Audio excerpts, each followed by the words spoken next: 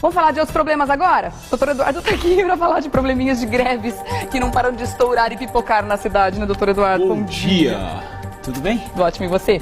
Tudo. Esses problemas realmente afligiram o paulistano e, pelo jeito, continuam aí a dar dor de cabeça, não só com as manifestações, mas com as paralisações em si, independente da categoria, sempre causa uma série de consequências para uma grande parte da população, né? Regiane, mas eu tenho a solução. Acabei de receber agora aqui o seguinte, ó. Solução? Pessoal, uma solução. Deixa eu ver. Pessoal, vai rolar greve hoje. Telefones úteis, Robocop, Tartarugas Ninja, The Flash, Chapolin, Capitão Nascimento, He-Man, Super-Homem, Batman e daí por diante. Tá resolvido o problema. Todos os nossos problemas estão resolvidos. Nossa senhora, se um desses aí já ajudaria bastante, imagina essa turma inteira junta. Acabei de receber, depois eu mando para você os Manda telefones pra mim, por úteis. favor. Tem os telefones aí? Tem aqui os telefones úteis. Eu quero saber. Pode ser divulgado. Estamos todos precisando, hein? Olha, eu vou falar para você. Greves são todos os dias nós temos greve, principalmente nessa região da Paulista. Tudo Agora que é não. demais fica banalizado, né, doutor Porque Eduardo? Antes se concentrava na Paulista. Como a greve é democrática, hoje ela está em todos os cantos do país. O que, obviamente, sai um pouquinho da Paulista, né? Porque tudo acontece na Paulista. Mas hoje nós temos o problema da greve do ônibus a semana passada, que foi deflagrada, que realmente criou um caos na cidade.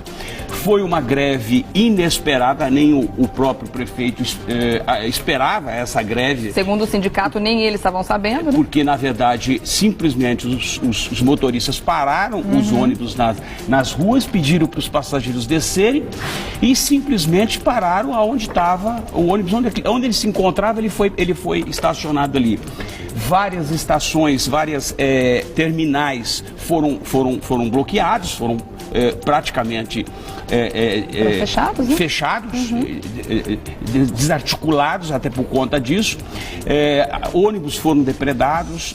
Tivemos vários ônibus com os pneus furados. Mais de 150 ônibus. E aí foi um caos, ou seja, foram 3 dias realmente de muita complicação. Agora, Regiane, isso tem também uma razão. Primeiro, a situação que se encontra o transporte público. E segundo, essa briga do sindicato, né? Porque esse sindicato dos motoristas é um sindicato sempre muito problemático, foi muito problemático. Você lembra que nós anunciamos, inclusive, na última eleição que eles fizeram, teve tiroteio. E já há décadas, esse sindicato, muita gente já morreu por conta da busca de poder. E aí, o que aconteceu? Por que foi deflagrada essa greve? Em função de uma disputa de poder dentro do sindicato. O sindicato foi e fez um acerto com as empresas e com a prefeitura, né, com as prefeituras. Mas com relação ao reajuste, estava tudo certo até então. Certo, eles queriam 13%, deram 10%, mais um reajuste na questão do vale-refeição e acertaram naquele... participação no lucro no final? Participação no lucro, e aí acertaram, de uma certa forma acertaram. Aí o que aconteceu? A parte dissidente desse sindicato, que mobilizou essa paralisação, né, a semana passada. E aí foi realmente um caos, né? A cidade se transformou num caos. Agora, não para por aí. Né? Hoje nós temos também mais 2 assembleias importantes, que é a Assembleia aqui no MASP, inclusive, dos professores da rede municipal de São Paulo, né, que estão já há mais de um mês que estão paralisados, e também a greve dos metroviários, que hoje nós vamos acontecer no final do dia. Então nós temos aí, pode ocorrer outras greves que poderão ser deflagradas além da greve que foi a semana passada, né? Quer dizer, os estudantes, eles já estão sofrendo há algum tempo com essa história da greve dos professores, porque muitos deles não estão indo, dizendo que estão já em estado de greve, aí fica acontecendo um revezamento entre os professores, quer dizer, a criança chega até a escola, não sabe se vai ter aula, muitas escolas estão recebendo até os alunos, até para não assumir essa questão da greve, e as crianças ficam lá brincando o dia inteiro, sem ter o que fazer, sem ter a matéria do dia sendo colocada em sala de aula, quer dizer, as crianças estão, além de tudo, ficando atrasadas, sendo o ensino prejudicado por conta disso. Cria, na verdade, uma coisa em cadeia, né? Ou seja, você tem a greve de ônibus que aconteceu, a greve dos professores que veio ocorrendo e a greve está muito bem articulada, porque cada vez que eles fazem, uma vez por semana, eles estão paralisando 1, 2 vezes por semana aqui na Avenida Paulista.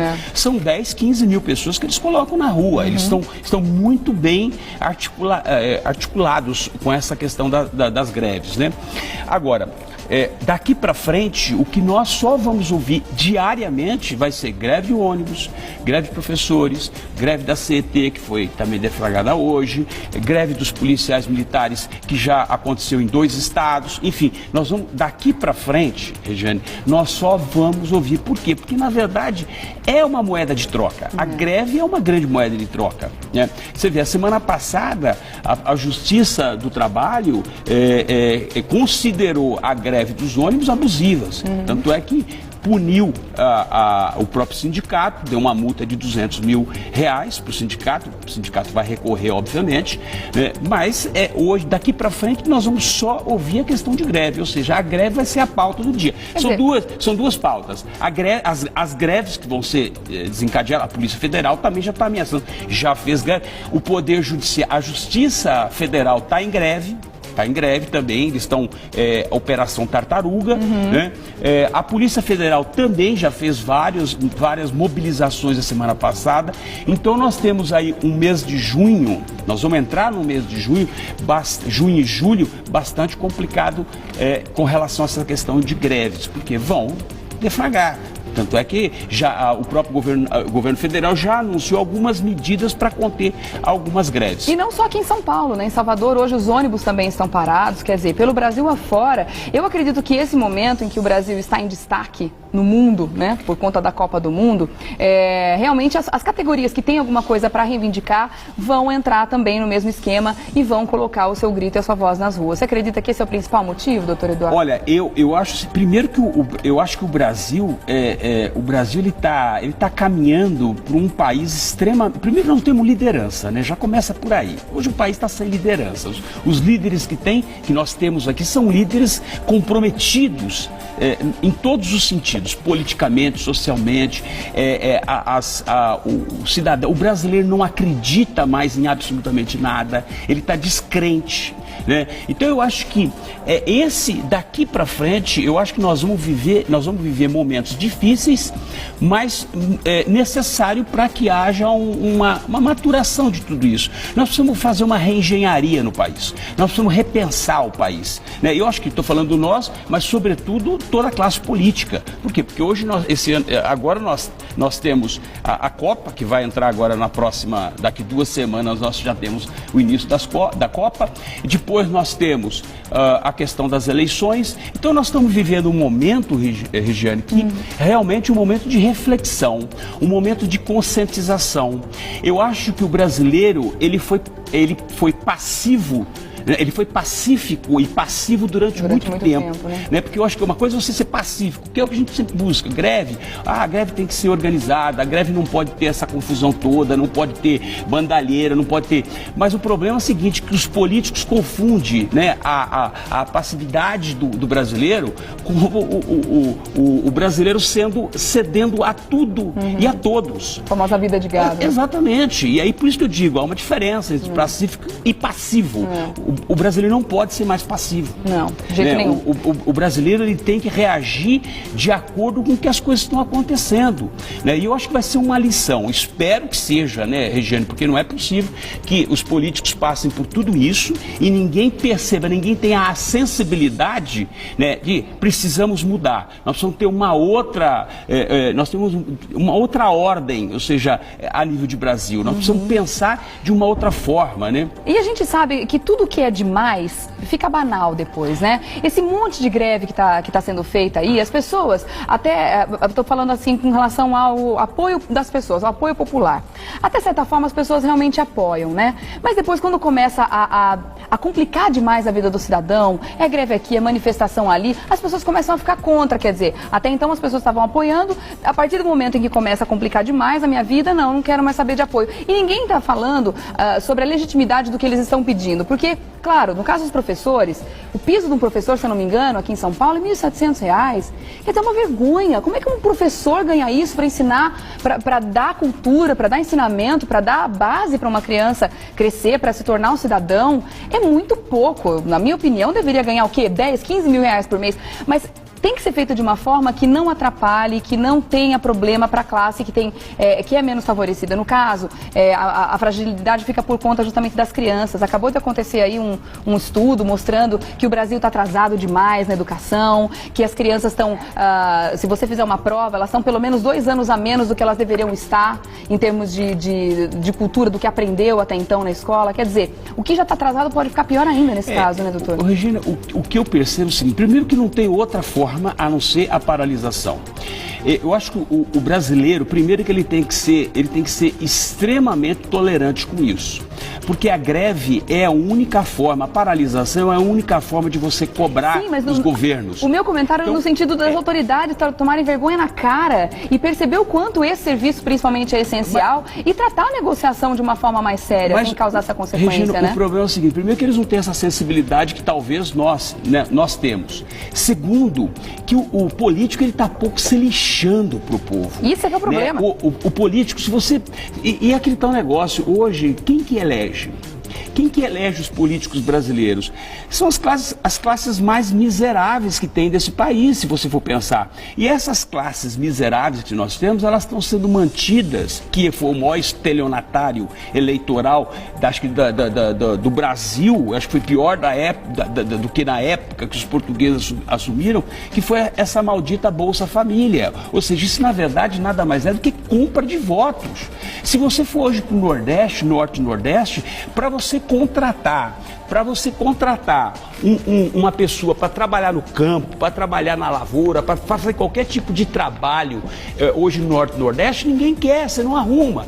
Por quê? Porque na verdade eles estão recebendo a Bolsa Família. E essa Bolsa Família gera o quê? Gera, obviamente, um comodismo por parte dessas pessoas miseráveis desse país. Então eu acho que o governo encontrou uma forma, né, uma ferramenta de comprar o voto de uma outra forma. Então a pessoa sabe que cada vez que ela faz um filho, ela ganha mais dinheiro. Entre trabalhar e fazer filho, ele prefere fazer filho e ganhar a Bolsa Família. Então nós estamos exatamente nisso. E quem elege os políticos desse país, não adianta, é essa classe miserável, né? Infelizmente é isso que acontece. Bom, daqui a pouquinho a gente vai falar também sobre o pedido de ajuda do governo para tentar barrar a greve dos policiais militares durante a Copa. Daqui a pouquinho o doutor Eduardo comenta também esse assunto. Estou voltando a conversar com o doutor Eduardo. A gente vai falar sobre esse assunto também, que olha, aí isso pode trazer um problemaço, né, de enormes proporções, né? Imagina se a polícia militar faz realmente uma greve, coisa que está sendo aí anunciada, né, ameaçada até, durante a Copa do Mundo. Aí não adianta nada fazer central de monitoramento de última geração, investir não sei quantos milhões de reais. Regiane, só para você ter uma ideia, como é sensível esse assunto de segurança pública, porque na verdade a única multa existente entre o contrato assinado com o Brasil e a FIFA é a questão de segurança. Então por aí você vê, além dos 15 bilhões de reais que a FIFA vai levar de lucro, isento de pagamento de impostos, porque a FIFA, pela primeira vez, a FIFA foi isenta de impostos e vai levar 15 bilhões de lucros dessa história toda. Né? E a questão de segurança urbana é uma questão muito importante. Em 2012, só para você ter uma ideia, eu fiz um projetinho para São Paulo, nós estávamos falando sobre segurança urbana, que transformava, até para fechar essa questão da CT e para entrar nessa questão de segurança pública de uma forma geral. Essa questão da CT, primeiro, os marronzinhos. Se você for perguntar, o que os marronzinhos fazem em São Paulo, a não ser atrapalhar o trânsito? Porque eles só atrapalham o trânsito. Multa. E a única coisa que eles fazem é simplesmente tirar um cone daqui e botar um cone ali. É isso que eles fazem. Então, e na época, em 2012, eu fiz um projeto de segurança urbana transformando o marronzinho, ou seja, fazendo com que o trabalho do marronzinho fosse feito pela Guarda Municipal de São Paulo. Porque tem o poder de polícia, faz segurança e organiza o trânsito. Vê se isso foi abordado, vê se foi trabalhado. Não, hoje nós temos a CET fazendo greve, deflagrou uma greve hoje. Eles foram todos fazer doação de sangue para poder não perder o dia. Essa foi uma ação que eles encontraram.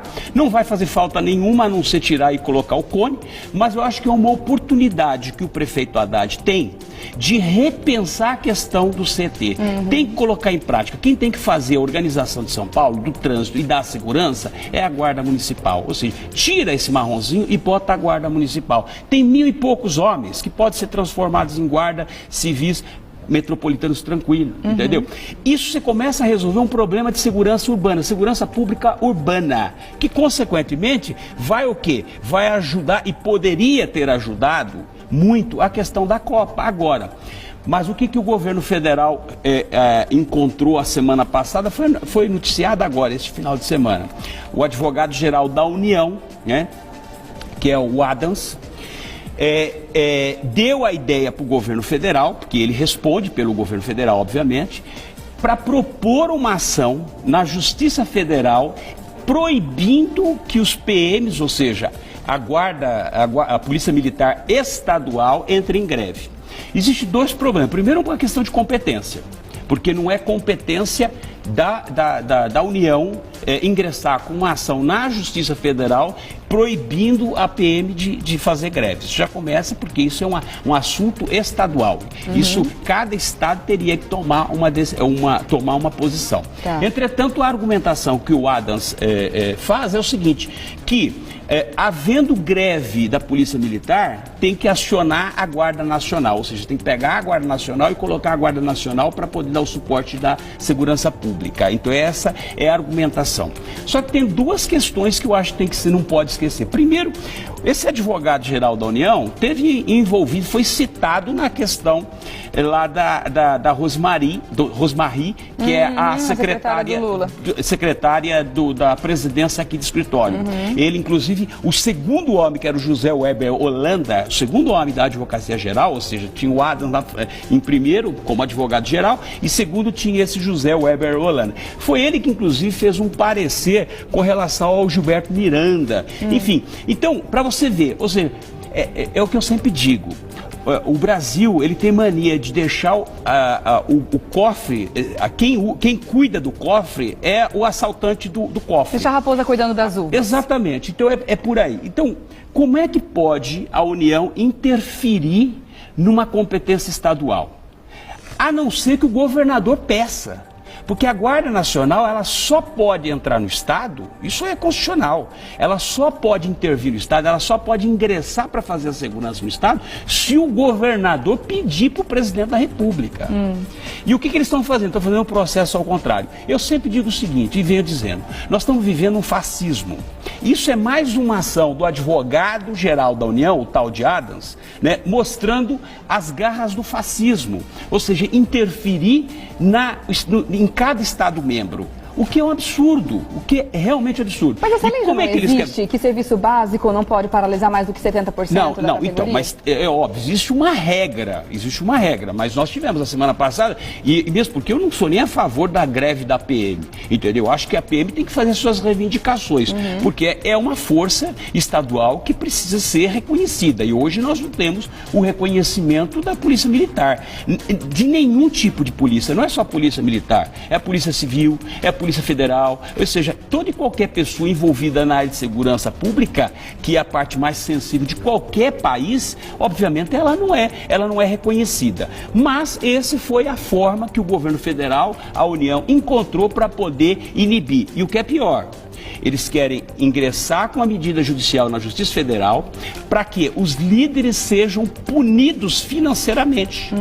Não é só a proibição, né? Mesmo porque nada é proibido. Nem o Código Penal proíbe a pessoa matar o outro, muito menos na questão da greve. Estabelecer uma consequência, lógico. Caso seja então, o que eles querem? Eles querem buscar essa medida judicial, uma liminar, para que a Justiça Estadual receba essa liminar dizendo o seguinte, está proibido a greve, e ponto final. Entendeu? Ninguém discute mais nada, está proibido. Ou seja, quem fizer greve vai ter e tiver que acionar a segurança, a Guarda Nacional, vai ter que arcar com as despesas do deslocamento de lá para cá, alimentação, ou seja, Isso, os líderes da greve. Então, isso é uma coisa chamada fascismo. Ou seja, isso é uma forma, ou seja, vou governar pela força. É o famoso matar no ninho. Lógico, pela força. De uma forma. Então, para mim, é algo tão desprovido de legitimidade e, sobretudo, legalidade. Né? Não, antidemocrático, isso é fascismo. Isso, na verdade, é querer administrar um país com a força. Né? E um detalhe, Londres está preparada, já está preparada para receber as Olimpíadas de 2016. Já mandaram o recado, porque eu vou falar para você, depois do pronunciamento do presidente do comitê que tá organizando as Olimpíadas, se o Brasil vai obviamente, se a gente fizer um papelão na Copa, se fizer, vai ficar sem Olimpíadas, as Olimpíadas vão ser transferidas para Londres. Mas é a primeira vez na história que isso acontece, transferir de um lugar para outro. Que vexame, né? Total. São vexame, total. Aliás, né, até para concluir, porque daqui a pouco a gente está extrapolando o tempo, e já estamos extrapolando, até para concluir, eu gostei muito da virada do Ronaldo, né? Você gostou? Ele disse que está envergonhado com a organização da Copa. Alguém tem que se posicionar, né? Afinal de contas, fica todo mundo passando a mão na cabeça, dando uma de político por aí não dá, né? Ele está exatamente na prorrogação do segundo tempo, né? Ou seja, já ali, aí ele falou, eu acho melhor na prorrogação mudar de lado. Não, na verdade, ele tá parecendo o eco do que o povo está falando há um tempão. Lembra da manifestação dele? Que mais importante do que os hospitais, não se faz Copa construindo hospitais, escolas, e vai por diante. Ronaldo, agora tu tá envergonhado, né? Vamos ver o que acontece. Mas eu tô percebendo agora um movimento de todos os meios de comunicação no sentido de vamos fazer uma Copa legal. Tava todo mundo descendo a lenha, agora tá todo mundo botando pano quente pra ver se a coisa funciona, né? Vai ser Copa das Copas. Vai, inesquecível em todos os sentidos. Vai ser inesquecível pro mundo. Vamos lá, a gente vai continuar falando sobre esses assuntos aqui no Revista da Cidade, com certeza. Na terça-feira que vem, o Dr. Eduardo estará de volta para comentar o que aconteceu no decorrer da semana. Quer fazer contato com o Dr. Eduardo Leite? Facebook, 500 melhores júris. 500 melhores júris lá no Facebook, tá bom? Excelente semana para você, mais uma vez. Obrigada pelos seus comentários. Acho que o Chapolin tá me chamando aqui, tá? Manda pra mim essa mensagem, por favor. Aqui o telefone. A gente precisa saber o telefone dos super-heróis a partir de agora, que é só eles mesmo, né, doutor Eduardo? Obrigada.